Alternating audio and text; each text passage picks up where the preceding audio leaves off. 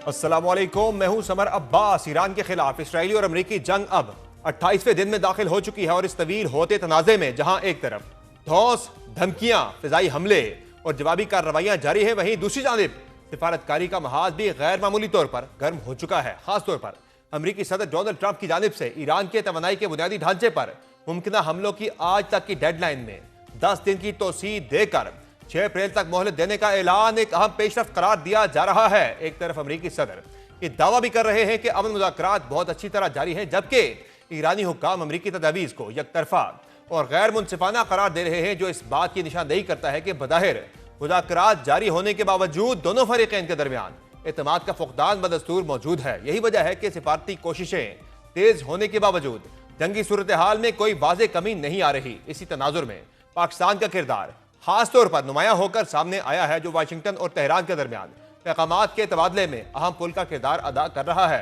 जबकि तुर्की और मिस्र भी सालिसी की कोशिशों में शामिल हैं, जिससे जाहिर होता है कि खित्ते और उससे बाहर के मुमालिक इस जंग को वसी इलाकाई तसादुम में तब्दील होने से रोकने के लिए संजीदा हैं। तहम ज़मीनी हक़ाइक़ इस सिफारती सरगर्मी के बरक्स तस्वीर पेश कर रहे हैं। इसराइल की जानिब से ईरान के खिलाफ हमलों का सिलसिला बदसूर जारी है और नई लहर में तेहरान, कुम, इस्फहान और अरूमिया जैसे शहरों में शदीद बमबारी की गई, जिसके नतीजे में रिहायशी इमारतें तबाह हुई और ईरानी मीडिया के मुताबिक मजमूई तौर पर 44 अफराद शहीद हुए। हता के तेहरान में पाकिस्तानी सिफारत खाने और सफीर के घर के करीब भी बमबारी की तलात आई, जो इस जंग के फैलाव और हसासियत को मजीद वाज़ेह करती हैं। इन हमलों के जवाब में ईरान ने मशरक़ वस्ता में अमरीकी अड्डों और इसराइली अहदाफ को दरमियाने और तवील फासले तक मार करने वाले मिसाइलों और ड्रोन और मल्टी वॉर हेड हथियारों से निशाना बनाया। पासदारान इनकलाब गार्ड्स के मुताबिक उशदूद में ऑयल स्टोरेज टैंक और अहम तनसीबात को निशाना बनाया गया, जबकि कुवैत के अल सालम और अल उदैरी, मुत्तहिदा अरब अमारात के अज़ुफ़रा और बहरीन के शेख ईसा बेसिस पर भी हमले किए गए।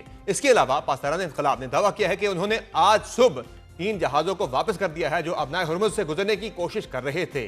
पासदारान इनकलाब के मुताबिक मुख्तलिफ ममालिक से ताल्लुक़ रखने वाले 3 कंटेनर्स बहरी जहाज़ों ने राहदारी की तरफ बढ़ने की कोशिश की थी, ताहम उन्हें पासदारान इनकलाब की बहरिया की जानिब से इंतबाह के बाद वापस भेज दिया गया। बयान में मजीद कहा गया है कि अपनाए हुर्मुज़ बंद है और उससे गुजरने की किसी भी कोशिश का सख्ती से जवाब दिया जाएगा। दूसरी जानिब तर्जुमान ईरानी मुसल्लह अफवाज अबुल फजल शिकारची का कहना है कि खित्ते में अमरीकी फौजियों के क़याम वाले होटलों को भी निशाना बनाया जाएगा।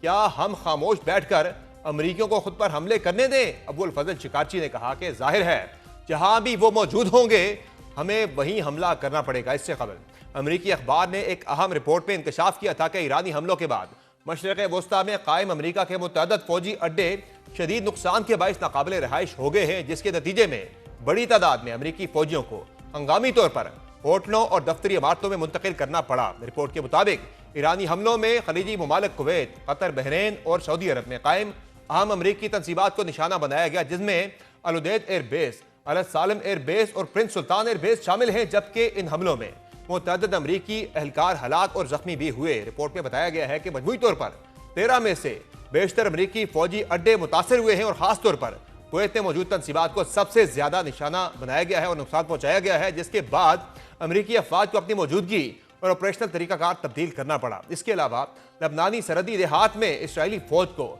शदीद मुजाहमत का सामना करना पड़ रहा है, जहां हिजबुल्लाह ने 24 घंटों में 21 इसराइली टैंक तबाह करने का दावा किया है। जबकि इसराइल ने एक और फौजी की हलाकत की तस्दीक करते हुए मजीद फौजी साजो सामान लबनान सरहद की जानिब भेज दिया है। 28 रोज से जारी इस जंग में अमवात की तादाद 3000 से तजावुज कर गई है। ईरानी वजारत सेहत के मुताबिक अमरीकी और इसराइली हमलों में 1900 से जायद अफराद शहीद हुए हैं। ईरानी हुकाम के मुताबिक इस जंग में तकरीबन 25,000 शहरी जख्मी हो चुके हैं, जिनमें 240 खवातीन और 212 बच्चे भी शामिल हैं। लबनान पर हमलों में 1100 के करीब अफराद शहीद हुए हैं। इराक में जहां ईरान की हिमायत याफ्ता मलेशिया गिरोह इस तनाज़े में शामिल हो गए हैं, सिक्योरिटी फोर्सेस के 80 एहलकार मारे गए हैं। दूसरी जानिब ईरानी हमलों में 18 इसराइली हलाक और मुतअद्दिद जख्मी हुए। इसी तरह लबनान में हिजबुल्लाह के हमलों में 3 इसराइली फौजी मारे गए हैं। जंग में अमरीकी फौज के 13 एहलकार हलाक हो चुके हैं। इसके अलावा मकबूजा मगरबी किनारे में 4 अफराद और खलीजी अरब रियासतों में 20 अफराद भी जान से मारे गए। अमरीकी और इसराइली हमलों से ईरान और लबनान में लाखों अफराद बेघर भी हुए हैं। यूनिसेफ ने खबरदार किया है कि लबनान में इसराइल के फ़िज़ाई हमलों और ज़मीनी कार्रवाइयों का बच्चों पर नहायत तकलीफदेह असर पड़ा है। लबनान में तंजीम के नुमाइंदे के मुताबिक इस माह मुल्क में इसराइल के शिद्दत इख्तियार करते हमलों के नतीजे में कम अज़ कम 121 बच्चे शहीद जबकि 399 दीगर जख्मी हो चुके हैं। इदारे के मुताबिक 3,70,000 से जायद बच्चों को अपने घरों से बेदखल होना पड़ा है क्योंकि इसराइल ने लबनान के तकरीबन 14% इलाके पर इनखला की धमकियां जारी की हैं। इस तमाम सूरत हाल में बयानात और दावों की जंग भी जारी है। अमेरिकी सदर डोनाल्ड ट्रंप ने दावा किया है कि ईरान जंग खत्म करने के लिए मुआहिदा करने का ख्वाह है, जबकि तेहरान ने अमेरिकी तजवीज़ के जवाब में नई शराइत पेश करते हुए अपने मौक़िफ़ को मजीद सख्त कर दिया है।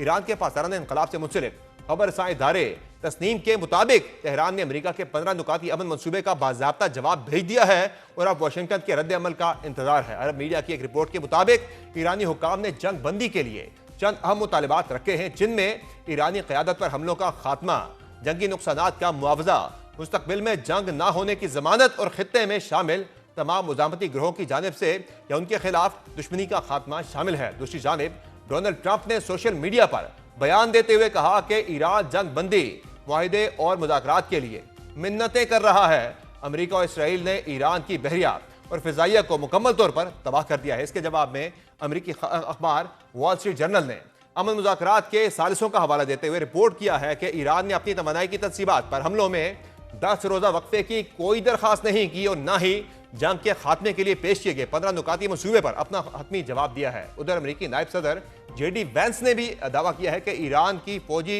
रिवायती सलाहियत बड़ी हद तक खत्म हो चुकी है और वो अब पहले जैसी हमला आवर ताकत नहीं रखता, जबकि अमेरिकी खुसूसी एलची स्टीव विटकॉफ ने कहा है कि ऐसे इशारे मिल रहे हैं कि ईरान मुज़ाकरात की तरफ वापसी चाहता है और पाकिस्तान समेत कई मुमालिक जंग के खात्मे के लिए सालिसी कर रहे हैं। इस तमाम मामले में पाकिस्तान का किरदार मुसलसल मजबूत होकर सामने आ रहा है और बैनुल अक़वामी मीडिया भी इसे तस्लीम कर रहा है। नामवर अमेरिकी अखबार न्यूयॉर्क टाइम्स ने एक तफसीली रिपोर्ट शाया की है जिसमें कहा गया है कि पाकिस्तान ने मशरक़ वस्ता में जारी जंग के दौरान अमन के क़याम के लिए भरपूर सिफारती कोशिशें की, जिनमें खासतौर पर टेलीफोनिक सिफारतकारी का अहम किरदार रहा। रिपोर्ट के मुताबिक पाकिस्तानी क़यादत ने खित्ते में कशीदगी कम करने के लिए मुख्तलिफ आलमी रहनुमाओं से मुसलसल राब्ते किए। इन राब्तों में तेहरान, रियाद, अबू ज़हबी, काहिरा, इस्तांबुल और ब्रसल्स के अहम रहनुमा शामिल थे, जिससे अमन के क़याम और मुमकिन मुज़ाकरात के हवाले से गुफ्तगू की गई। अमेरिकी अखबार ने दावा किया है कि पाकिस्तान के रहनुमा अमेरिकी सदर डोनाल्ड ट्रंप और ईरानी सदर मसूद पेज़ेश्कियान दोनों के साथ करीबी रवाबत रखते हैं, जिसकी वजह से पाकिस्तान को एक मौसर सालिस के तौर पर देखा जा रहा है। रिपोर्ट के मुताबिक वज़ीर-ए-आज़म शहबाज शरीफ, वज़ीर ख़ारिजा इसहाक़ डार और फील्ड मार्शल आसिम मुनीर मुसलसल सिफारती राब्तों के जरिए खित्ते में अमन बहाल करने की कोशिशों में मसरूफ है। अहम बात यह है कि इस रिपोर्ट के सामने आने के बाद भी पाकिस्तानी वज़ीर-ए-आज़म शहबाज शरीफ ने आज कुवैत के वज़ीर-ए-आज़म से टेलीफोनिक राब्ता किया।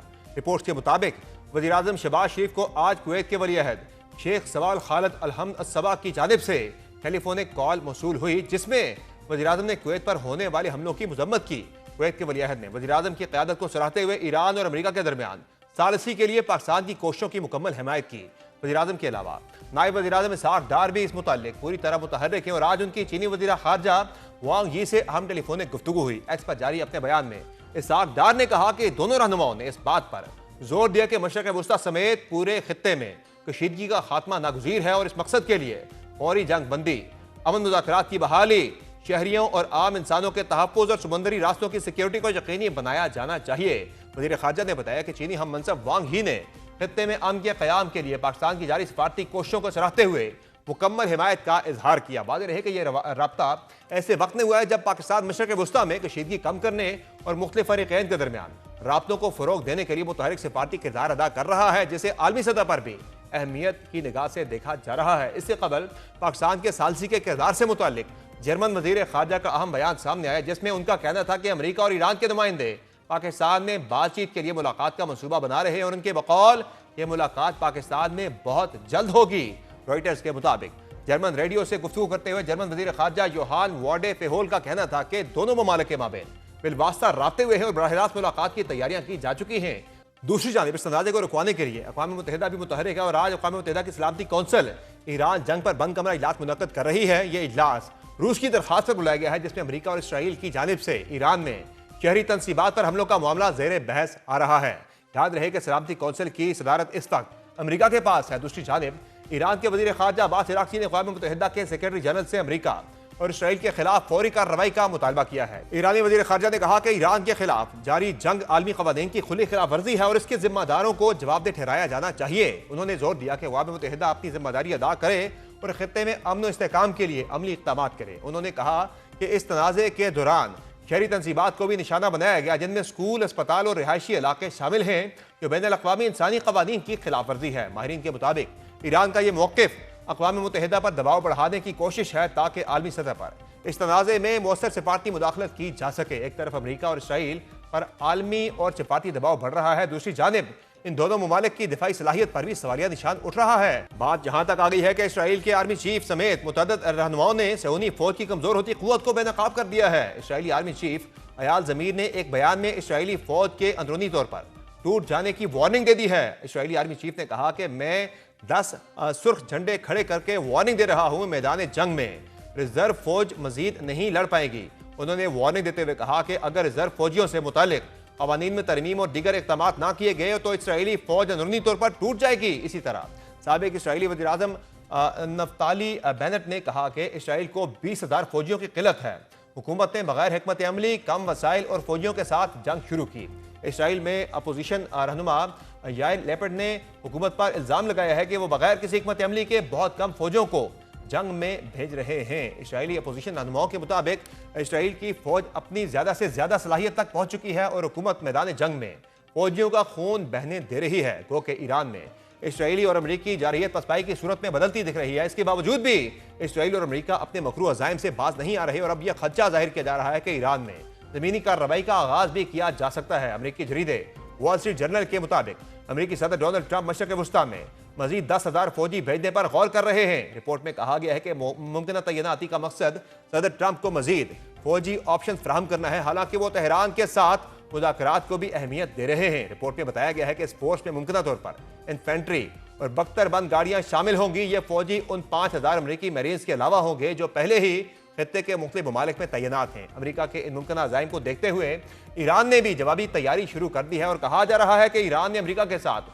मुमकिन ज़मीनी तसादुम के खदशे के पेश नज़र 10 लाख से जायद फौजियों को मुतहरिक करने का दावा किया है। ईरानी खबरसा इदारे तस्नीम के मुताबिक नौजवान रजाकार बड़ी तादाद में बसीज पासदारान इनकलाब और ईरानी फौज के भर्ती मराकज का रुख कर रहे हैं। रिपोर्ट में एक फौजी जरिए का हवाला देते हुए कहा गया है कि ज़मीनी अफवाज को मुनज़्ज़म करके जंग के लिए तैयार कर लिया गया है और अमरीकी फौज की ईरान में मुमकिन आमद की सूरत में सख्त रद्द-ए-अमल दिया जाएगा। एक तरफ ईरान की जानिब से इसराइल और अमरीका को मुंह तोड़ जवाब मिल रहा है तो वहां लबनान पर इसराइली हमलों और उसके जवाब में मुजाहमती तंजीम हिजबुल्लाह की कार्रवाइयों के बाद शुमाली इसराइल की सूरत हाल शदीद कशीदा हो गई है, जहां मुकामी नुमाइंदों ने नेतन्याहू हुकूमत की पॉलिसियों पर सख्त तनकीद शुरू कर दी है। इसराइल के शुमाली इलाकों के मुकामी कौंसल सरबराहान का कहना है कि हुकूमत शहरियों के तहफ़्फ़ुज़ के लिए मौसर इक़दाम करने में नाकाम रही है, जिसके बायस अवाम अदम तहफ़्फ़ुज़ का शिकार है। उन्होंने कहा कि मुसलसल हमलों और जवाबी कार्रवाइयों के नतीजे में इलाके में खौफ व हरास फैल चुका है। शुमाली इसराइली शहर मार्गा लियोत के मेयर ने मीडिया से गुफ्तगू करते हुए जज्बाती अंदाज में कहा कि हिजबुल्लाह के हमलों से शहर में बड़े पैमाने पर तबाही हुई है। उन्होंने रोते हुए कहा कि हर चीज तबाह हो चुकी है और अफसोस की बात यह है कि कोई भी मुल्क इसराइल की हमायत के लिए तैयार नजर नहीं आता। माहिरीन के मुताबिक ये जंग अब सिर्फ मैदान जंग तक महदूद नहीं रही, बल्कि सियासी, सिफारती, दाखिली और इंसानी बहरान की एक पेचीदा शक्ल इख्तियार कर चुकी है और आने वाले दिन फैसला कर सकते हैं कि आया ये तनाज़ा मुज़ाकरात के जरिए खत्म हो जाएगा या एक बड़े इलाकाई तसादुम में तब्दील हो जाएगा। इसी पर प्राइम में मुख्तसर ब्रेक लेंगे, ब्रेक से वापस आएंगे, मजीद गुफ्तगू होगी, हमारे साथ रहिएगा।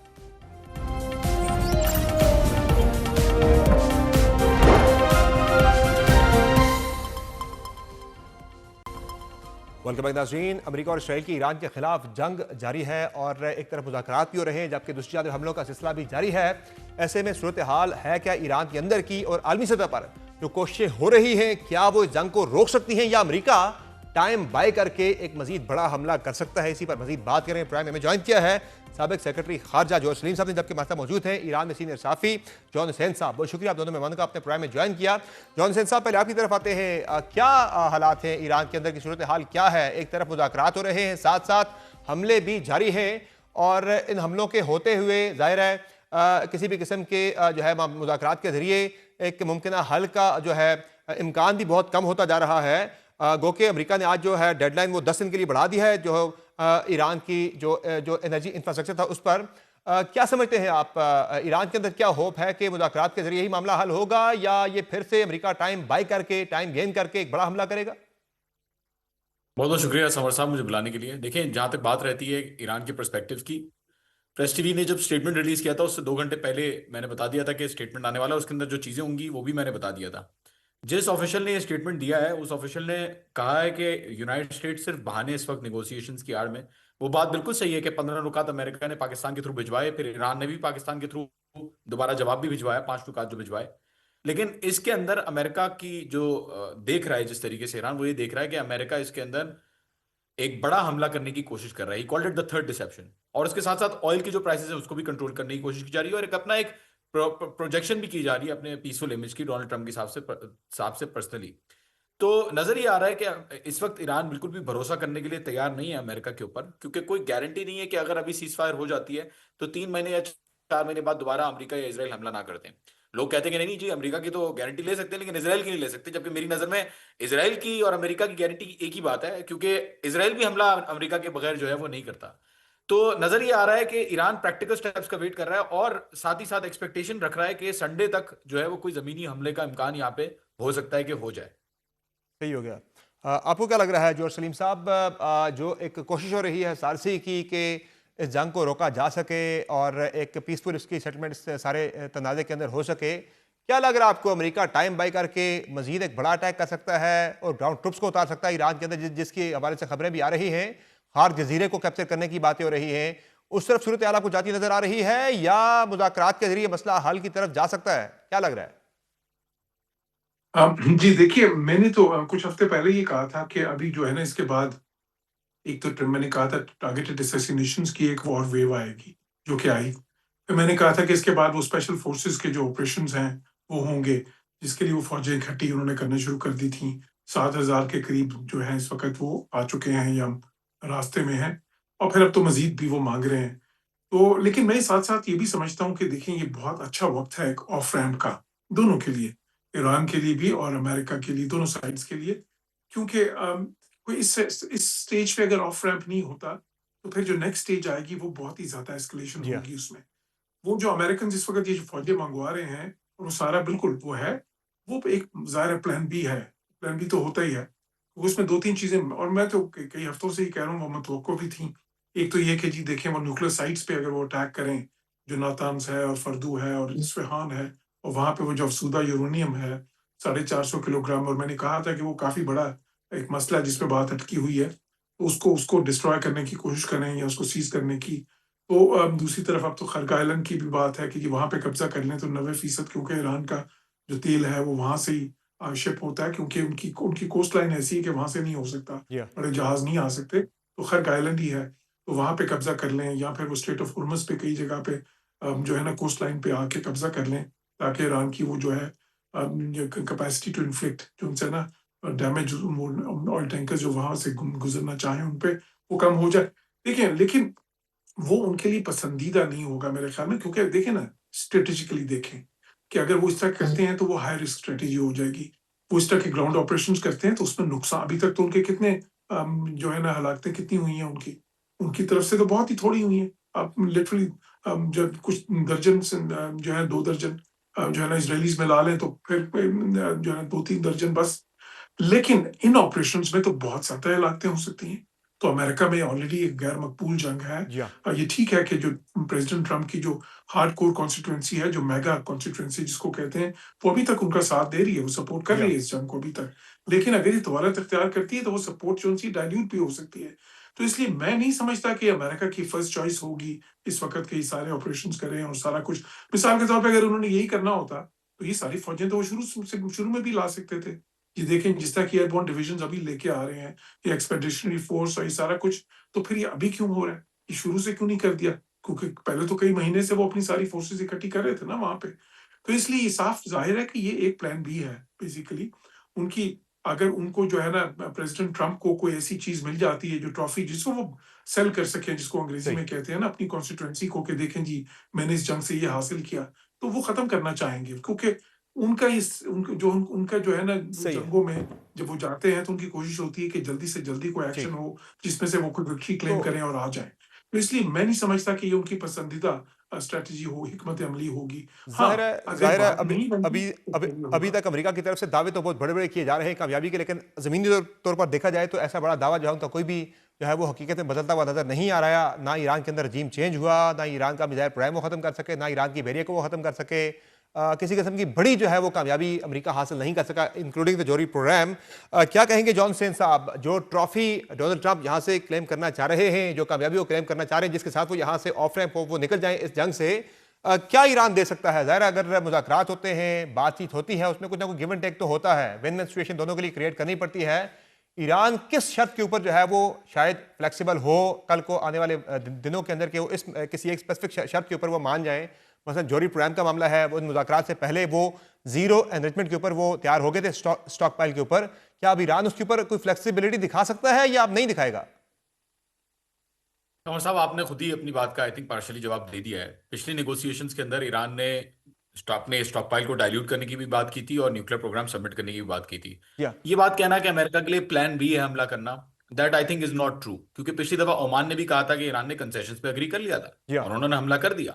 आई थिंक ये उनकी मिस कैलकुलेशन है। हमेशा से ईरान के ऊपर अस्यूम किया जाता है, ये मिस कैलकुलेट किया जाता है ईरान के बारे में, कि ईरान एक ट्रेडिशनल मैकियावेलियन या हॉब्सियन रैशनल एक्टर मॉडल पे चलता है या यूटिलिटेरियन प्रिंसिपल्स पे चलता है, मतलब फायदा और नुकसान देखता है, या अपने आप को एक एज अ डिफरेंट स्टेट जो है वो नहीं देखा जा सकता।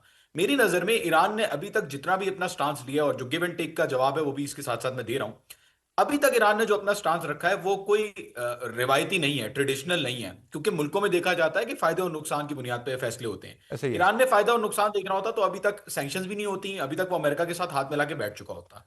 लेकिन देखिए यहां पे हमें नजर आ रहा है कि ईरान जो है वो कॉस्ट बेयर करने के लिए तैयार है, ऐसे ही और है। ऑफ रैंप, जैसे कि आपने खुद कहा, ऑफ रैंप ईरान देने के लिए तैयार नहीं है। ईरान ने एक प्रिंसिपल स्टांस लिया है जिसमें वो यूनाइटेड स्टेट्स को कह रहा है कि ऐसा नहीं हो सकता कि जब चाहें आप जंग करें और जब चाहें आप सुलह करें, और ऐसा नहीं हो सकता कि आप जो है वो जंग को ड्राइव करें, जबकि पहले से मना कर दिया था ईरान ने कि आप जंग ना करें। तो अब ईरान दिखाना यह चाह रहा है कि we are the ones driving the war, और जंग खत्म होगी तो ईरान के टाइम पे होगी और ईरान की कंडीशंस पे होगी। ये जो स्टेटमेंट आया था कल, उसमें सबसे पहली बात ये दी थी ऑफिशियल स्टेटमेंट बोलने से पहले।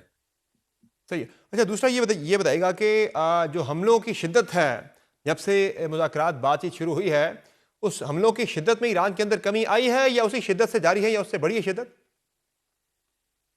इंटरेस्टिंगली ईरान के अंदर शिद्दत में कमी आई है 2 दिन से, इसराइल की तरफ से, अमेरिका की तरफ से नहीं। और उसकी वजह आई थिंक इसराइल के अंदर जो जिस तरीके से अब मेयर की खुद की आपने वीडियो दिखाई, बहुत बुरा हाल है। या दिमोना के ऊपर जिस तरीके का हमला किया, और दूसरी जगहों के ऊपर जो तेल अवीव के अंदर और दूसरे रीजन्स के ऊपर, हाइफा के ऊपर जो हमले किए गए, आई थिंक उससे नजर आ रहा है कि किस तरीके का हमला हुआ है। तो इसराइल की तरफ से हमले कम रिपोर्ट हो रहे हैं, यूनाइटेड स्टेट्स की तरफ से हमले उसी तरीके से रिपोर्ट हो रहे हैं।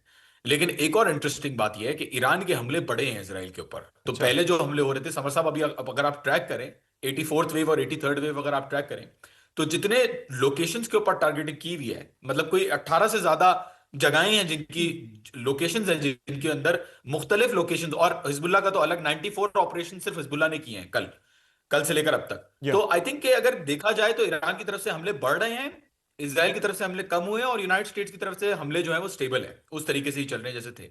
सही है। अच्छा, ये जो तबाही हुई है इसराइल के अंदर, जो सलीम साहब, ज़ाहिर है इसराइल ही इस जंग को ड्राइव कर रहा था, अमेरिका को घसीट कर इस जंग के अंदर लाया भी इसराइल ही। अब इसराइल एक डिफेंसिव पोजीशन में चला गया है। इसराइल के जो स्टॉक्स हैं उनके इंटरसेप्टर्स के, वो भी बताया जा रहा है कि बहुत ही कम हो गए हैं। वहाँ के आर्मी चीफ कह रहे हैं कि हमारी वॉच टूट सकती है। इसके अलावा भी जो इसराइल के अंदर काफ़ी ज़्यादा उनके जो है वहाँ पे इंतजामी अफसरान हैं, उनके मेयर थे, वो चीख चीख के कह रहे हैं कि अमन लाया जाए, यहाँ पे हमारे लोग बड़ी मुश्किल में हैं। तो जो इसराइल के अंदर तबाही की सूरत हाल है, जो एक इंटरनल प्रेशर नेतन्याहू पे डेवलप हो रहा है, क्या लग रहा है आपको कि इसराइल इसमें अमेरिका को ला सकता है कि वो जरा पीछे हट जाए, जो है वो जंग को रोका जाए? जी बिल्कुल, मैं इस तरफ आता हूँ। उससे पहले मैं 1-2 पॉइंट्स कह दूँ। जी जी। एक तो ये कि मैं तो अमेरिका का स्टांस बता रहा था जॉन, मैं ईरान का स्टांस तो नहीं बता रहा था, वो तो आप बता रहे हैं। जी जी। नहीं नहीं अब नहीं, तो आपको बढ़िया। बेहतर पता होगा, आप उधर बैठे हैं इस वक़्त। दूसरी चीज़ ये, अच्छा मैं ये नहीं समझता कि जंग जब खत्म होगी तो ये सिर्फ ईरान की मर्ज़ी से खत्म होगी या ईरान की टर्म्स पे होगी। ये आप देख भी लेंगे आने वाले दिनों में कि जंग दोनों की मर्ज़ी से खत्म जी हाँ। होगी। जंगें जो है शुरू करता है एक फ़रीक, लेकिन जब खत्म होती हैं तो दोनों की मर्ज़ी से होती हैं। वरना फिर वो खत्म नहीं होती अनलेस कि एक फ़रीक की बिल्कुल तबाही हो जाए, और वो ज़ाहिर है आजकल की मॉडर्न जंगों में उस तरह से नहीं होता। तो यहाँ पे ईरान ने अभी तक जो लिया है वो एक सिमेट्रिक उन्होंने पैरिटी अचीव की है सही। और वो बहुत ज्यादा कॉस्ट पे उन्होंने अचीव किया है, उनका नुकसान बहुत ज्यादा हुआ, इसमें कोई शक नहीं। देखें, इसराइल के बिल्कुल बहुत छोटा सा मुल्क है ईरान, तो एक जो है ना 8 लाख मुरब्बा स्क्वायर माइल्स का है या 1.7 मिलियन किलोमीटर का मुल्क है। इसराइल उसके मुकाबले में 20-22 हजार ऐसा ही है। तो स्क्वायर्स का, तो वो बेसिकली जो है कोई मुआवजा नहीं है जोग्राफियाई तौर पे। लेकिन जहां तक ईरान के अटैक्स हैं इसराइल पे, और वो इफेक्टिव भी रहे हैं, इसमें भी कोई शक नहीं, लेकिन वो हमें ये याद रखना चाहिए कि अभी जब तक जो इतलात भी आ रही हैं, सही। 92% के करीब वो रोकने में कामयाब हो जाते हैं। या लेकिन जो 8% मिसाइल्स वहां पे गिरते हैं, वो भी खासी तबाही मचा देते हैं। ऐसा ही है। ऑन द अदर हैंड देखें, ईरान का जहां तक ताल्लुक है, तो वहां पे तो उनके पास तो कोई इस तरह का सिस्टम नहीं कि वो 2% भी रोक सके। वहां पे तो जो बॉम्बिंग भी हो रही है वो 100% ही हो रही है। वो अपनी, उनकी कोई डिफेंस तो है ही नहीं। सही। अपनी मर्जी से वो जहां पे स्ट्राइक्स करना चाहे, अमेरिका भी इसराइल भी वो कर सकता है। तो जो कॉस्ट ईरान को बेयर करना पड़ रहा है सही। वो बहुत ही ज्यादा है इस वक्त। ठीक है कि वो बहुत रेजिलियंस दिखा रहे हैं क्योंकि बड़ा मुल्क भी है, और उनका जो उनकी जो कैपेसिटी है वो डैमेज को बर्दाश्त करने की वो भी बहुत ज्यादा है। सही। लेकिन ये जो जिस तरह की डिस्ट्रक्शन हो रही है, इसकी रिकंस्ट्रक्शन में सालों लग सही। जाएंगे। क्विक अब मैं एक आपके पॉइंट की तरफ आता हूँ। जी जी। देखिए, वो जो आपने कहा क्योंकि वो अहम है, क्या इसराइलीज अमेरिका को कहेंगे कि जी जंग बंद करें? देखिए, जो वहां पे रायामा के अभी तक आए हैं, ठीक है, ये इस तरह के एपिसोड्स तो हो सकते हैं जी। जो मुख्तलिफ शहरों के, मगर कोई मेयर्स हैं और ये जो भी है, पर अभी भी जो लास्ट मैंने पोल्स देखे हैं इसराइल में, तो वहां पे सरप्राइजिंगली मतलब कोई 90% के करीब लोग अभी भी इस जंग को सपोर्ट कर रहे हैं, सही। नेतन्याहू के उस पे। हालांकि नेतन्याहू की वैसे सपोर्ट जो है इसराइल में खत्म हो चुकी हुई है। ठीक। नेतन्याहू पे तो बहुत ज्यादा करप्शन के केसेस भी हैं, और ठीक। जाहिर है कि ये भी था, इम्कान था इलेक्शन किसी वक्त हो जाते तो वो हार जाता। लेकिन इस वॉर को क्विकली वहां पे एक सपोर्ट है। और क्विक आंसर अब मुझे तो चाहिए यही जॉनसन साफ साहब है, आपका कि जो पाकिस्तान की तरफ से एफर्ट्स हो रही हैं ईरान में, उन एफर्ट्स को किस निगाह से देखा जा रहा है? Quick answer. बहुत अच्छी जगह से देखा जा रहा है। पाकिस्तान एफर्ट्स कर रहा है और करने चाहिए, मुल्क जंग बंद कराने के लिए करने चाहिए। बहुत शुक्रिया जॉर्ज सलीम साहब आपका और जॉनसन साहब आपका। पाकिस्तान में पेट्रोलियम मसनूआत की कीमतें बढ़ेंगी या नहीं, बड़ा फैसला हो चुका है। इसी पर बात करेंगे ब्रेक के बाद, हमारे साथ रहिएगा।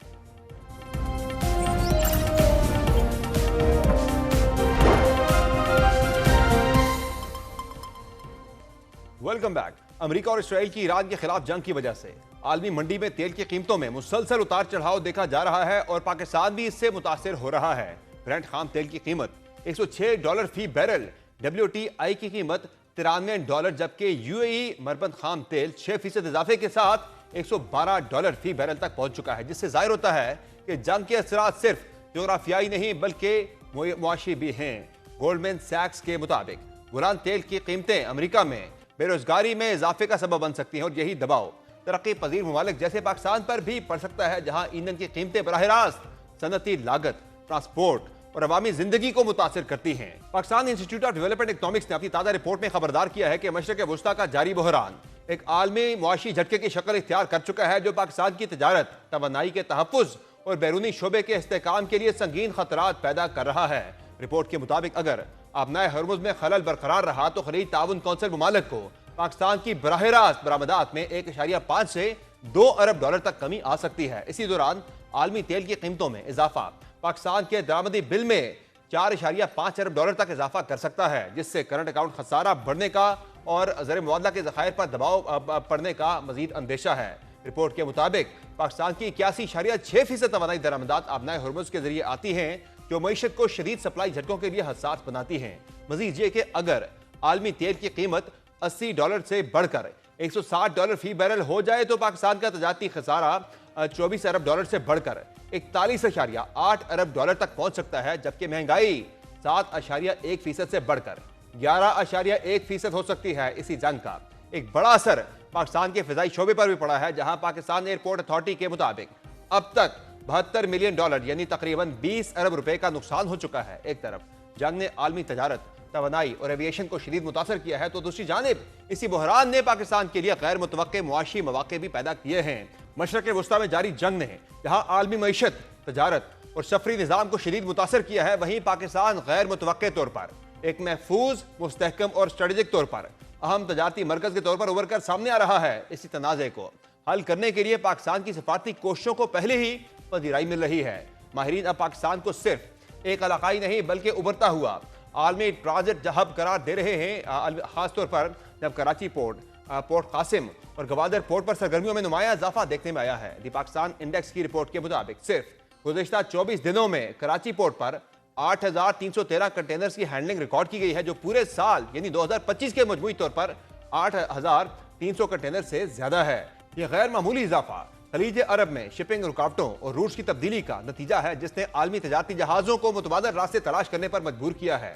पाकिस्तानी सूरत हाल में एक मौजू ऑप्शन बनकर सामने आया है। इसके अलावा पाकिस्तान की जानिब से बैनुल-अक़वामी ट्रांसशिपमेंट कवायद में नरमी और समुद्री और फिजाई बंदरगाहों पर कार्गो हैंडलिंग की इजाजत जैसे इक़दामात ने इस मौका को मजीद मजबूत किया है। ट्रेड डाटा के मुताबिक south Asia Pakistan terminal, Hutchison port और कराची गेटवे टर्मिनल पर हजारों कंटेनर्स की हैंडलिंग हो रही है, जो इस बात का सबूत है कि आलमी तजारत का रुख जुज़वी तौर पर पाकिस्तान की तरफ मुड़ रहा है। ट्रेड क्रॉनिकल्स के मुताबिक जनूबी एशिया पाकिस्तान टर्मिनल ने 5,286, हचिसन पोर्ट ने 1,827 और कराची गेटवे टर्मिनल ने 1,200 कंटेनर्स की तरसील मुकम्मल की है। असल सवाल यह है कि आया पाकिस्तान इस आर्जी मौका को मुस्तकिल कामयाबी में बदल सकता है या नहीं। इसी हवाले से मजीद बात करेंगे। प्रोग्राम में ज्वाइन किया है मुशीर वजारत खजाना खुर्रम शहजाद ने। बहुत शुक्रिया खुर्रम शहजाद साहब, आपने प्रोग्राम में ज्वाइन किया। ये बताएगा कि आलमी मार्केट में तो पेट्रोलियम मसनूआत की कीमतों में जो है रद्द-बदल हो रहा है। फिल वक्त जो है वो $100 to $110 फी बैरल जो है वो फ्लक्चुएट कर रही हैं। पाकिस्तान के अंदर भी ज़ाहिर है कीमतों को अब हर हफ्ते रिवाइज किया जाता है और हफ्ता तकरीबन पूरा हो गया है। क्या प्लान है गवर्नमेंट का? कीमतों में इजाफा होगा, नहीं होगा, मेंटेन रखी जाएंगी, क्या करने जा रही है हुकूमत? आई थिंक वो आप थोड़ी देर में देख लेंगे इंशाल्लाह। Thank you very much for having me. इस पे आप ये देखें कि इस वक्त भी जो ग्लोबल प्राइसेस हैं वो काफ़ी ज़्यादा हैं, और इसमें डीजल और पेट्रोल की जो ग्लोबल प्राइसेस हैं, जो प्लाट्स एक एक प्लेटफॉर्म है उस पे ये ट्रेड होती हैं, उस पे रिफ्लेक्ट भी होती हैं। तो डीजल का मैं आपको बताता हूँ, आज भी डीजल जो है अगर $88 पे था 1 मार्च को, तो वो आज जो है $220 पे आज भी है। मतलब 88 से $220, आप फर्क देख रहे हैं कितना है। और इसके साथ साथ पेट्रोल की मैं बात करूं तो पेट्रोल $77 से उठ के आज भी $130-135 पे है। और आपका जो क्रूड ऑयल है वो दुबई जो स्टैंडर्ड है, जो जो अरब लाइट जो हमें मिलता है इस पूरे रीजन को, वो तकरीबन जो है इस वक्त $123 पे खड़ा है, और ये 150-60 पे चला गया था। और जब हम बात कर रहे हैं और जब हमारी ये वॉर शॉट नहीं हुई थी, आपने देखा उस वक्त जो है ये $70 पे था। तो कीमतें तो आज भी बढ़ी हुई हैं, पिछले 2 वीक्स की कीमतें नीचे तो नहीं आई हैं, और पिछले 2 वीक्स में गवर्नमेंट ने 69 बिलियन तकरीबन जो है वो अपने खर्च किए हैं, और खाली इसलिए कि प्राइसेस बढ़ाई ना जाए। लेकिन मैं आपको बताऊं बड़ा इंटरेस्टिंग फैक्ट वो ये है कि दुनिया में अगर आप डिफरेंट कंट्रीज को देखें, उसमें वियतनाम है, फिलीपाइंस है, श्रीलंका है, जो जो कंट्री आप उठा लें, 30 से 70% के बीच में इंक्रीज आया है। 30 से 70% तक कीमतें बढ़ाई गई हैं। डिफरेंट कंट्रीज ने अपनी कीमतें बढ़ा दी हैं। हमने पहले बढ़ाई थी ना, बड़ा क्रिटिसिज्म हो रहा था कि जी क्यों बढ़ा दी। आज हमने 22 से 24% वही बढ़ा के रखी हुई है, और लेकिन दुनिया में 30 से 70% तक बढ़ चुकी हैं। तो ये एक आप ज़हन में फैक्ट रखें कि हम दुनिया से बहुत पीछे हैं कीमतें बढ़ाने में, और ज्यादा प्रोटेक्शन देने में आगे हैं। सेकेंडली कंजर्वेशन चल रही है और ऑस्टेरिटी साथ चली रही है। कंजर्वेशन का मतलब ये है कि गवर्नमेंट जो है अपनी गाड़ियां 60% जो है वो ग्राउंड कर दी हैं, और 50% फ्यूल कम कर दिया है, ट्रैवल बिल्कुल खत्म कर दिया है, और सारी चीजें ऑनलाइन कर दी है, और एक छुट्टी का इजाफा कर दिया पूरे हफ्ते में। और प्राइवेट सेक्टर से इस्तदा की है कि भाई आप भी फॉलो करें ना, सारे मिल के फॉलो करें। तो देखें इतनी सारी चीजें तो कर चुके हैं, तो अब और क्या चाहिए। देखें अपना फिस्कल तो खराब नहीं कर सकते तो ना, ये जो खराब नहीं कर सकते। ये जो आपने इकदाम उठाए हैं पेट्रोलियम मसनूआत के जो इस्तेमाल में कमी के हवाले से, कंजर्वेशन प्लान जो है, इससे हमारी जो स्टोरेज जो है ज़ाहिर कैपेसिटी तो नहीं बढ़ सकती, लेकिन पाकिस्तान के अंदर जो कंजम्पशन को देखते हुए स्टोरेज कितनी बड़ी है हमारी? जी, स्टोरेज नहीं, आप ये पूछना चाह रहे हैं शायद कि हमारे पास कितने नंबर ऑफ डेज का कंजम्पशन स्टॉक हमें है। कितने दिन मजीद अब ले जाएगा वो स्टॉक हमें? जी, जी, जी। ये देखें 24 दिन से बढ़ के, पहले 20 का एक मिनिमम था, 24 दिन से बढ़ के अब 28 दिन हो गया है। और मैं आपको ये बताऊं बड़ी अच्छी चीज ये है कि इससे भी मजीद इंप्रूव होता जा रहा है। यानी कि जो क्रूड ऑयल हमारे पास आ रहा है प्रायोरिटी बेसिस पे, हमें सऊदी अरेबिया प्रायोरिटी दे रहा है। हमारे जो स्ट्रेटेजिक रिलेशंस हैं वो हमें बड़ा जबरदस्त जो है इस वक्त काम आ रहे हैं, और इन्हीं आपको पता है ना हालात के लिए वो होते हैं। तो वहां से हमारा क्रूड जो आ रहा है वो बड़ा अच्छा हो गया है, और उस शिप्स निकलने की वजह से, और यहाँ से सऊदी अरेबिया से आने की वजह से, फुजैरा यूएई की तरफ से आने की वजह से हमारे पास स्टॉक बढ़ता जा रहा है। यानी कि 24 से 28 हुआ है, 28 से भी अब इम्प्रूव हो रहा है, यानी कि हम मार्च कवर्ड थे, अप्रैल कवर्ड है, अब इंशाल्लाह आगे की बात कर रहे हैं। तो आप इस पे बिल्कुल तसल्ली रखें कि हमारा जो सप्लाईज है, देखिए सप्लाईज बड़ी इंपॉर्टेंट है, समर आपको पता है ना, सप्लाईज ना हो तो सही। फिर कंट्री रुक जाता है। सप्लाईज सही। बड़ी इंपॉर्टेंट है, प्राइस तो ऊपर नीचे हो सकती है सर, लेकिन पाकिस्तान सप्लाईज जैसे इंपॉर्टेंट है, गरीब वो मुल्क के अल्लाह का अंदर शुक्र है उसका। सप्लाई के साथ जो है वो कीमतों के अंदर तवाज़ुन का होना भी थोड़ा-सा अहमियत रखता है, बल्कि तो वो नहीं ठीक-ठाक बढ़ाई ना, अहमियत रखता है। वो तो नहीं बढ़ाई। वो तो मैं बता रहा हूँ कि पौने 200 रुपया डीजल था, अभी भी पौने 200 रुपया डीजल जो है वो कीमत नहीं बढ़ाई, पौने 200 रुपया। और जो पेट्रोल है वो 76 से 80 रुपए उसका इंक्रीज बनता है कम से कम, वो भी नहीं बढ़ाया गया। तो आप कीमतों के तवाज़ुन की क्या बात कर रहे हैं? वो तो बढ़ाई नहीं गई है। हुँ, उसपे तो हुँ। आप ये तो कहें कि जी बढ़ाई नहीं गई है, वो तो प्रोटेक्शन दी गई है एक तरह से। नहीं, वो तो मौजूदा जो कीमतें ऑलरेडी ज़ाहिर है हमारे मुल्क में एक मेजर चंक है, 40% के करीब लोग जो हैं वो खत्ते गुर्बत से नीचे ज़िंदगी गुजारने पर मजबूर हैं, तो वो उस हिसाब से मैं बात कर रहा था। ओवरऑल तो ज़ाहिर है कीमतें बाद में नहीं बढ़ाई गई। ये बताइएगा कि ये जो आगे अगर कीमतें बढ़ानी पड़ती हैं तो क्या लेवी के अंदर मज़ीद एडजस्टमेंट की जा सकती है आवाम को रिलीफ देने के लिए, या अगर बढ़ती है तो फिर बढ़ाई जाएगी? देखिए जी, बिल्कुल ना, देखिए इस पे तो हमें, मेरे ख्याल में तो हमें कोई ये बात नहीं करनी चाहिए ना कि कीमतें बढ़ेंगी या कम होंगी। कीमतें इंटरनेशनल मार्केट में बढ़ रही हैं, तो आप कितनी सब्सिडी दे देंगे मुझे बताएँ ना? कितना ज़्यादा जो है सपोर्ट कर लेंगे? वो फिर भी गवर्नमेंट कर रही है। गवर्नमेंट का तो प्लान ये है ना, देखिए किसी भी पॉलिटिकल गवर्नमेंट का तो हमेशा ये प्लान होता है कि कीमतें ना बढ़ें, बल्कि नीचे जाएँ कीमतें, ताकि उसका जो एक एक जो जो आम आदमी है उस मुल्क का, उसे उसे प्रॉब्लम ना हो ना। कोई ये नहीं चाहता कीमतें बढ़ें। लेकिन जब आप आईएमएफ प्रोग्राम में हैं, आपके पास रिजर्व्स लिमिटेड हैं, पूरी दुनिया में वॉर की सिचुएशन है, पूरी दुनिया कीमतें बढ़ा रही है, इसके बावजूद कि उनके पास कुशन हमसे बहुत बेहतर है, रिजर्व्स हमसे बहुत बेहतर हैं, फॉरेक्स रिजर्व्स डॉलर हमसे बहुत ज्यादा हैं, फिर भी वो लोग कीमतें इसलिए बढ़ा रहे हैं कि भाई कीमतें बढ़ाने से कंजम्पशन जो है कंट्रोल होती है, लोग अपने घरों में फिर ही तभी बैठ के काम करते हैं, वरना तो कोई कंट्रोल नहीं होगा। लेकिन कीमतें बढ़ाने में तो हम ये नहीं कह सकते कि ना बढ़ेंगी। ये कहा जा सकता है कि जितना जो है प्रोटेक्शन दी जा सकती है वो दे रही है गवर्नमेंट ऑफ पाकिस्तान, अपने खर्चे कम करके दे रही है। बट अगर सिचुएशन बढ़ती है तो आगे और भी ऑप्शंस हैं, और भी टेबल पे ऑप्शन है, टारगेटेड सब्सिडी का ऑप्शन है, और भी बहुत सारी चीजें हैं जो कि साथ मिलकर चलें। देखिए पॉइंट ये है कि आपके पास स्ट्रेटजी इन प्लेस है, प्रोएक्टिव मैनेजमेंट आप कर रहे हैं, सप्लाईज आपने अरेंज कर दी हैं, आपके कोई किसी पेट्रोल पे कोई एक जगह मुझे बता दें कि आई हो कि जी यहाँ लंबी लाइनें लग गई हैं, श्रीलंका की तरह, बांग्लादेश की तरह। इंडिया में एलपीजी, घरों में 90% एलपीजी यूज होती है चूल्हों में, उनकी लाइनें देखें ना जाके, आप तो मीडिया देखते हैं, आप जरा लाइनें देखें कितनी लगी हैं। हमारे यहाँ हुआ ऐसा, अल्लाह का शुक्र है, कभी हुआ ऐसा? हालांकि हमारे इंडिया के रिजर्व 700 बिलियन डॉलर्स हैं, या और हमारे 16 बिलियन डॉलर्स हैं स्टेट बैंक के। और हमारी एक्सपोर्ट देखें, उनकी एक्सपोर्ट देखें, उनके स्ट्रेटेजिक रिजर्व्स भी हैं, 45 दिन के रिजर्व्स के अलावा उनके पास स्ट्रेटेजिक रिजर्व्स हैं। तो इक़दामात आप की ये जो तो आप सोचिए कि हमारे यहाँ मैनेजमेंट कितनी बेहतर हुई है कि हमने ये इशू नहीं आने दिया अभी तक। सही है। जो आप मुख्तलिफ इक़दामात की बात कर रहे हैं, और अरेंजमेंट्स की इंडिया आप आईएमएफ बात कर प्रोग्राम रहे में हैं। नहीं है, हम आईएमएफ प्रोग्राम में भी है, इसके जी हाँ, बावजूद देखें मैनेज किया। एग्ज़ैक्टली। ये बड़ा इंपॉर्टेंट है। ये बताइएगा, राशनिंग के हवाले से भी कुछ प्लान कर रहे हैं? कुछ सुनने में आ रहा है कोई ऐप जो है वो डिज़ाइन की जा रही है कि 20 लीटर जो महदूद कर दिया जाए, इस तरह से है ऐसी कोई तजवीज़ ज़ेर गौर? नहीं, नहीं, देखिए मैं आपको फिर बताता हूँ। मैंने अभी ये कहा आपसे कि ऑप्शन सारे टेबल पे होने चाहिए ना, पहली बात ये। समझ, या देखें जब भी कोई प्रॉब्लम आती है, कोई बड़ा क्राइसिस आता है, उसमें आप क्या करते हैं? उसमें आप ये करते हैं कि आपकी जो मैनेजमेंट है ना, वो एटलीस्ट अच्छी होनी चाहिए। आपके पास ऑप्शन सारे अच्छे होने चाहिए। अगर ऑप्शन अच्छे आपके पास नहीं होंगे, तो आप कैसे आगे लेके चलेंगे? तो देखिए उसमें राशनिंग का भी आपके ऑप्शन होना चाहिए, सब्सिडी का भी, टारगेटेड सब्सिडी का ऑप्शन होना चाहिए, प्राइस ऊपर बढ़ानी है, कम करनी है, वो भी ऑप्शन होना चाहिए। ऑप्शन इन प्लेस होते हैं ना, वो आपको बचा के रखते हैं कि कभी सिचुएशन खराब होती है तो वो ऑप्शन इन प्लेस हो, वो आप फौरन इंप्लीमेंट करें। आपने जो ऐप की बात की है, वो बड़ी इंपॉर्टेंट बात है।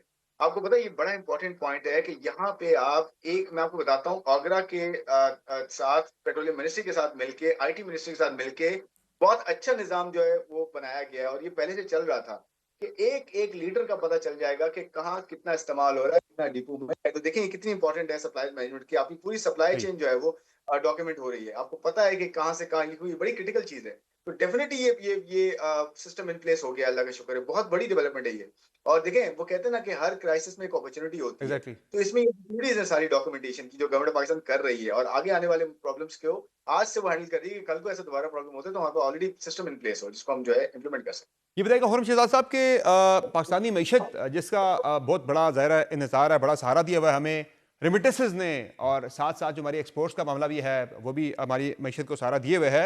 मिडल ईस्ट के अंदर जंग की वजह से जो आखिरी क्वार्टर है उसमें खदशा जाहिर किया जा रहा है कि रेमिटेंसेस हमारी बहुत ज़्यादा गिर सकती हैं। फिलहाल पिछले क्वार्टर में तो तकरीबन फरवरी की हम बात करें तो 10% का इंक्रीज़ था हमारी तरसीलात ज़र के अंदर। आने वाले 3 महीने जो हैं जो आखिरी क्वार्टर है उसमें क्या अंदेशा है, क्या खदशा है कि ये कितनी गिर सकती हैं? देखिए पहले तो ये अब मिक्स्ड इस पे जो है ना स्टेटमेंट्स या इसमें इंफॉर्मेशन आ रही है कि ये तो हमारी इंस्टीट्यूशन से भी बात हो रही है, जो बैंक्स हैं, डिफरेंट जो जो रेसिपिएंट्स होते हैं, उनसे बात हो रही है, तो वो तो ये कह रहे हैं कि जी कोई बहुत ज़्यादा डिक्लाइन नहीं है, इनफैक्ट हो सकता है इम्प्रूव हो जाए, क्योंकि लोग इनिशियली शॉर्ट टर्म में तो पैसा ट्रांसफर ज़्यादा कर रहे हैं। वो इस जो है फ़ियर में, इस डर में कि जी ये लिंगर ऑन होती है, तो वो जीसीसी कंट्रीज़ आपको पता है, हमारा भी वहाँ पे प 55% रेमिटेंसेस का फ्लो वहीं से आता है। जी हाँ। तो होता ये है कि जी वहाँ पे चीज़ें स्टक ना हो जाएँ, तो फैमिलीज़ जो आ रही हैं या जो लोग हैं, जो निकल के आ पा रहे हैं, वो साथ पैसा ज़्यादा ला रहे हैं। तो इनफैक्ट हो सकता है आपके रेमिटेंसेस शॉर्ट टर्म में उल्टा बढ़ जाएँ।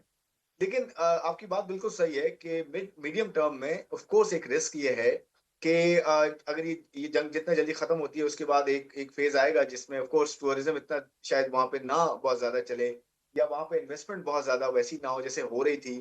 थोड़ा सा एक फर्क तो पड़ता है ना, जब इन द मीन या वाइल जब वो अपने आप को जो है दोबारा बिल्ड करते हैं, दोबारा बेहतर करते हैं, अपना इमेज ज्यादा बेहतर करते हैं दोबारा से। तो मुझे ये लगता है कि मीडियम टर्म में एक रिस्क जरूर है, जिसमें हमें डाइवर्सिफाई करने की जरूरत पड़ेगी कि हम कहाँ पे किस तरह से उसको जो इम्पैक्ट पड़ सकता है। लेकिन अच्छी बात क्या है? अच्छी बात ये है कि जीसीसी कंट्रीज के पास एक बेसिक इंफ्रास्ट्रक्चर ज़रूर है, और बहुत या अच्छा इंफ्रास्ट्रक्चर है, आपको पता है।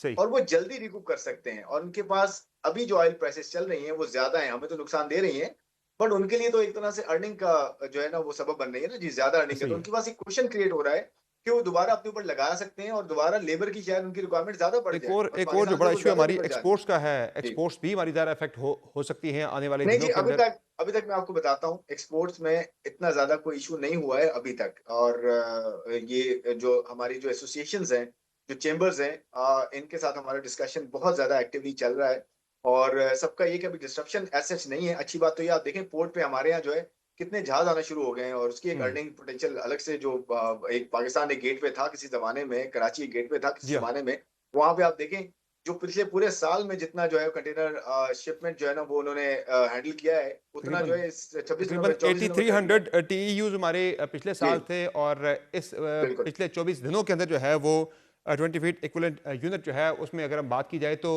बिल्कुल, तकरीबन 8600 से ज़्यादा जो है वो कंटेनर वहाँ पे आ चुके हैं कराची के अंदर। बिल्कुल। तो मैं ये कहना चाह रहा हूँ, देखिए जहाँ पे आपको कहीं पे अगर हिट पड़ने की चांसेस हैं, वहाँ पे आपको अपॉर्च्युनिटीज़ भी मिल रही हैं। तो वो ऑफसेट कर रही हैं। बट देखिए ये क्राइसिस जब खत्म होगा ना, उसी वक़्त आपको जो है वो बेहतर तरीके से पता चल सकेगा। लेकिन अभी बहुत सारी चीज़ें फ्लूइड है, जिस पे बात करना, कोई असम्पशन्स क्रिएट करना थोड़ा-सा मुश्किल है। और ये कितना बड़ा सहारा दे सकती है कराची पोर्ट के ऊपर जो एक्टिविटी हो रही है? जी, बहुत बड़ा सहारा दे सकती है, क्योंकि कमर्शियल इसमें सारा कमर्शियल एंगल है, आपको पता है। ये अच्छी बात है कि वॉल्यूम बहुत ज़्यादा आ रहा है, स्पेस क्रिएट की जा रही है, और वॉल्यूम आने के साथ-साथ सिग्निफिकेंट डिस्काउंट दिए जा रहे हैं, ताकि अकोमोडेट किया जा सके, एक्सप्लॉइट ना किया जाए। ये बड़ा इंपॉर्टेंट पॉइंट है। और दूसरी बात ये है, हॉस्पिटैलिटी के पर्सपेक्टिव से भी आप देखें, जो या क्रूज़ आ रहे हैं, कुछ आ रहे हैं, उनको मेडिकल सपोर्ट या उनको जगहें, ये सब प्रोवाइड की जा रही है। बहुत बड़ी बात है। ये पाकिस्तान का सॉफ्ट इमेज और बेहतर हो रहा है, अल्लाह का शुक्र है दुनिया में, कि सही। हमारा ये पूरा पोर्ट अवेलेबल है। देखिए एक अपॉर्च्युनिटीज़ तो मैं ये देखता हूँ कि आगे जाते हुए टर्मिनल्स, पोर्ट्स, हम ये सारी हमारी जो है ना ऑफशोर, हम इसको इसमें इन्वेस्ट करें अपनी ब्लू इकोनॉमी में, क्योंकि आज हमें पता चल गया कि क्या इसकी एग्जैक्टली। कदर कितनी है। तो सही इसमें है। मेरे ख्याल में हमें बिल्ड तो करना चाहिए। ये बताइएगा कि महंगाई के कितने ऊपर जाने का अंदेशा है? चूँकि ज़ाहिर है पेट्रोलियम मसनूआत की देखिए कीमतें अभी भी बढ़ी ये हैं, महंगाई आने का वाले जो, वक़्तों में भी बढ़नी है ज़ाहिर है, अगर ये जंग जी कंटिन्यू जी, करती देखिए है। महंगाई का जहां तक है, ये है कि अगर 100 या $120 पूरे साल में रहती हैं प्राइसेस, तो स्टेट बैंक का कहना ये है कि जी 2 से 3% या इससे आगे पीछे इंक्रीज हो सकती है इन्फ्लेशन। अगर 5% है तो 8 पे जा सकती है, 8.5 पे जा सकती है। और मैं आपको थोड़ा सा एक रेफरेंस पॉइंट बताता हूँ, जब ये 2022 में जब यूक्रेन और रशिया की जंग हुई थी, आपको याद होगा, उस वक्त जो है ऑयल की कीमतें जो है वो 70 से उठ के 120 पे गई, 120 तक गई थी। और कुछ 4-5 महीने $100 के एवरेज के पास रही। तो हमारी इन्फ्लेशन 4-5 से बढ़ के 11-12 पे गई, वापस आ गई थी फिर वो। तो ऐसा ये ही है। है कि एक इन्फ्लेशन का ऑफ कोर्स इम्पैक्ट हो सकता है, बट ये जितना जल्दी खत्म हो जाएगा, उतना जो इन्फ्लेशन का एक डर है, वो नीचे आ जाएगा, और इंशाल्लाह आप देखेंगे चीजें नॉर्मलाइज हो जाएंगी। एक और बड़ा इशू पाकिस्तान के अंदर डिस्कस हो रहा है, इमरान खान साहब के बेटे ने जो टॉक की है, उसमें उन्होंने जीएसपी प्लस के हवाले से बात की है कि पाकिस्तान के अंदर जीएसपी प्लस में जो कमिटमेंट्स है पाकिस्तान की ह्यूमन राइट्स को लेकर, वो कहते हैं वायलेट हो रही है। तो आप समझते हैं कोई खतरा है जीएसपी प्लस के हवाले से पाकिस्तान को इस पे राय के अंदर? नहीं जी, मेरे ख्याल में तो इस पे कोई बात करना भी मुश्किल है, क्योंकि ये तो मुल्क का मसला है, और मुल्क के लिए कोई अच्छी चीज हो रही है, उस पे पॉलिटिक्स करना तो मेरे ख्याल में एक एक सेंस ही नहीं बनता। कोई भी कौम होती है, वो बाहर के कोई इश्यूज होते हैं तो उस पे तो एक होती है, उस पे पॉलिटिक्स नहीं करती। तो मैं ये कहूंगा कि इसमें तो शायद इस तरह की बात करनी चाहिए थी, उल्टा सपोर्ट करना चाहिए, क्योंकि मुल्क का मसला है। जब आईएमएफ की बात हो, जीएसपी प्लस की बात हो, बाहर किसी के साथ जंग की बात हो, कोई कॉन्फ्लिक्ट हो, तो उसमें तो आपको एक होना चाहिए मेरे ख्याल में। तो उस पे मेरा नहीं ख्याल कि इस पे हमें पॉलिटिक्स करनी चाहिए। मैं तो ये कहूंगा कि उसे हमें मिलके मजीद उसे एक्सटेंड करना चाहिए और हमें एक्सटेंशन के साथ साथ डिवर्सिफाई करनी चाहिए और मार्केट्स हमें और जो है आइडियाज ये लाने चाहिए कि जी कहाँ और बेहतर कर सकते हैं हम, तो आप क्या रादर देन ये कि तो अपने आप पैर क्या में कह रहे कुल्हाड़ी हैं मारे। कि कोई ऐसा खतरा नहीं है पाकिस्तान को? नहीं जी, मुझे अभी फिलहाल तो नहीं लगता कुछ। सही है। बहुत शुक्रिया खुर्रम शहजाद साहब, आपने प्राइम में अपना कीमती वक्त दिया। आज के प्राइम में इतना ही, इजाजत दीजिए। अल्लाह हाफिज।